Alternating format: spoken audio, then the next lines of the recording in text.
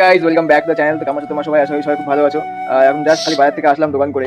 এই যে দেখো কুল খাচ্ছে ও, ওর মা ওকে কুল ধরে দিয়েছে, ও কুল খাচ্ছে। দেখো এতটা কুলও খেতে পারে, এখন দাঁতই হয়নি। দাঁত হচ্ছে দেখি, শিবাংশী দাঁত দেখা, দাঁত দেখা, দাঁত হচ্ছে দাঁত ই কর ই। শিবাংশী পড়াশোনা করতেছে এখন, আর এদিকে খাচ্ছে পায়েস, যেটা আমার স্পেশাল মানে খুবই ফেভারিট। আর এখানে আছে খেজুরের গুড়। আর এখন যাচ্ছে একটু চিকেন আনতে। কালকে যেহেতু পূর্ণিমা আছে, নিরামিষ হবে, আর আজকে দুপুরে নিরামিষই হয়েছিল, তো ভাবলাম এই বেলা একটু চিকেন নিয়ে আসি। পুরো ঠান্ডা লেগে গেছে।